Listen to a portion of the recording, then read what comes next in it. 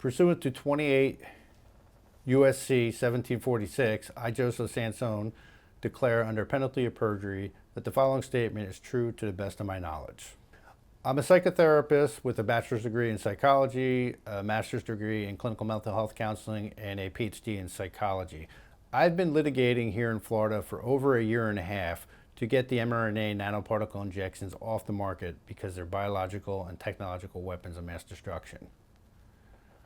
In violation of Florida Statute 790.166, 18 U.S.C. 175, Chapter 10, Biological Weapons, as well as the Biological Weapons Convention, of course. I filed an affidavit in my case from Dr. Francis Boyle, the law professor that wrote the Biological Weapons and Anti-Terrorism Act of 1989. Dr. Francis Boyle was arguably the world's leading legal authority on biological weapons.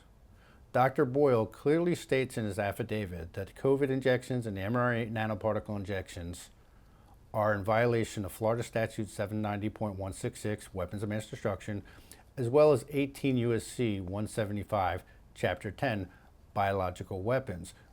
Keep in mind that the Biological Weapons and Anti-Terrorism Act of 1989 was the U.S. domestic implementation of the Biological Weapons Convention. I certify the authenticity of Dr. Francis Boyle's affidavit, as well as his intention to testify in this case that the COVID injections and mRNA injections are biological weapons and weapons of mass destruction, clearly in violation of the Biological Weapons Convention and relevant Dutch laws. I've also been initiating legislation to prohibit the mRNA nanoparticle injections because they are already illegal in violation of existing biological weapons and weapons of mass destruction laws. I believe that the COVID-19 injections and the mRNA nanoparticle injections are biological and technological weapons of mass destruction in violation of the Biological Weapons Conventions and relevant Dutch laws. There can be no lawful purpose to distribute biological and technological weapons of mass destruction targeting civilian populations. There can be no lawful purpose to inject civilians with these weapons of mass destructions. There can be no law that sanctions murder and genocide. Such a law would be invalid on its face. In short, the mRNA nanoparticle injections have a negative effectiveness. mRNA nanoparticle injections cause harm, including death. mRNA nanoparticle injections injure and kill directly through injection and indirectly through transmission or shedding of the material in the injections. mRNA nanoparticle injections contain dual-use technology. Governments, the pharmaceutical industry, as well as government and corporate-controlled media deliberately concealed the negative harms from these injections. The mRNA nanoparticle injections have no prophylactic effect. They cause a myriad of diseases and disorders.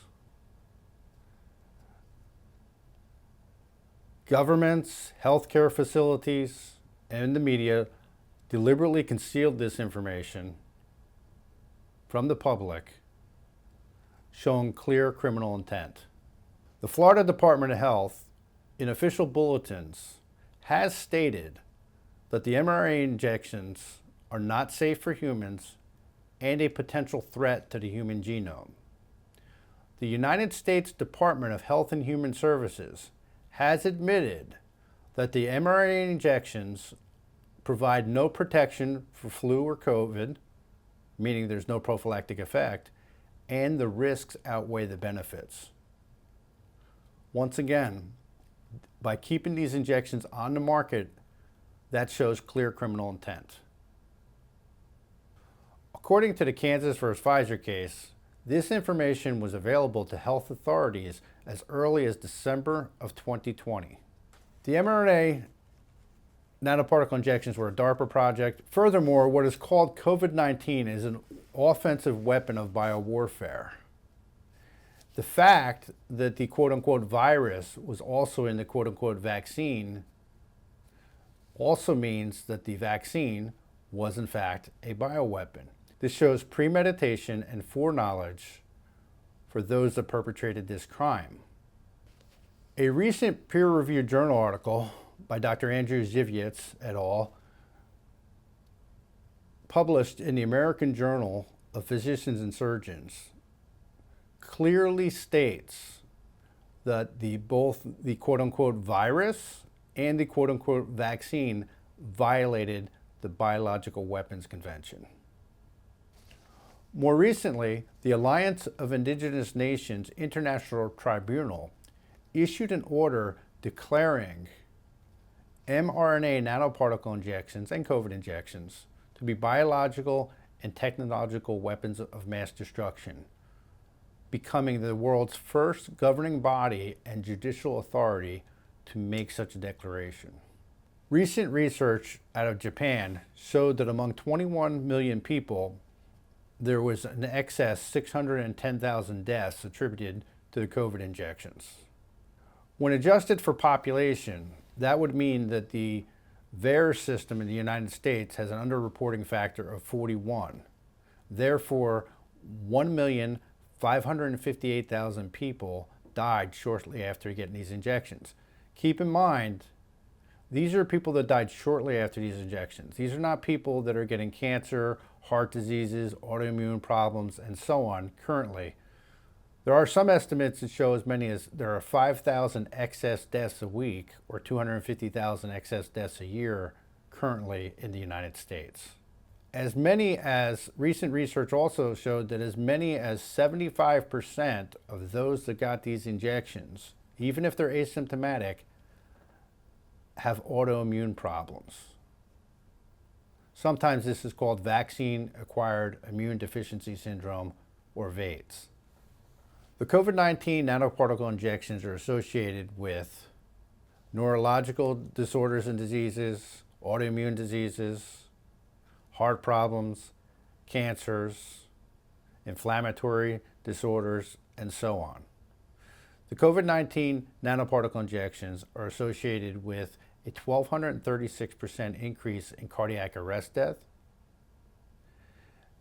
a 112,000% increase in brain strokes when compared to the traditional flu shot.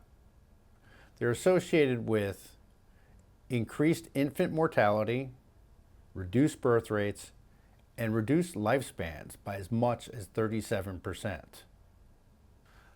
Extrapolated over a lifetime, this could be as much as a 29-year reduction in life.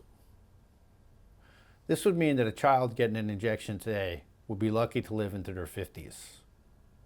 The Defense Medical Epidemiology Database, DMED, information was released from this database during Senator Ron Johnson's hearings in February of 2022.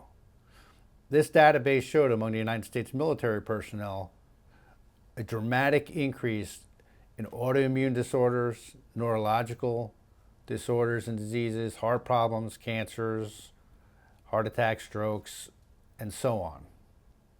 The mRNA nanoparticle injections show uncontrolled biodistribution of spike proteins and other materials throughout the body, also leading to shedding of this technology to unvaccinated individuals.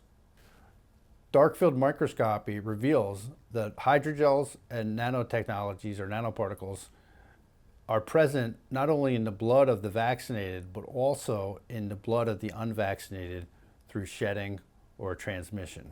U.S. patents showed that the nanoparticle technology is a dual-use technology and can be used to target cells and maliciously used to target and infiltrate cells genetically. In conclusion, mRNA nanoparticle injections cause harm, injure and kill directly, injure and kill indirectly through shedding. They have a negative effectiveness, no prophylactic effect whatsoever. They contain dual-use nanotechnology. They have uncontrolled spike protein distribution. And there appears a clear, concerted effort between governments, the healthcare industry, the pharmaceutical industry, and the media to conceal the negative and harmful consequences of these deadly weapons of mass destruction. The sad reality is that most people will have a shortened lifespan because of the complications of these mRNA nanoparticle injections. Reduced lifespans, increased infant mortality, reduce birth rates, show a clear agenda for depopulation. The altering of the genetic code is an existential threat to the future existence of our species. This court has an opportunity to redress these crimes. I pray that this court will hear the evidence and do everything possible to protect the public from these weapons of mass destruction in an effort to protect and save our species.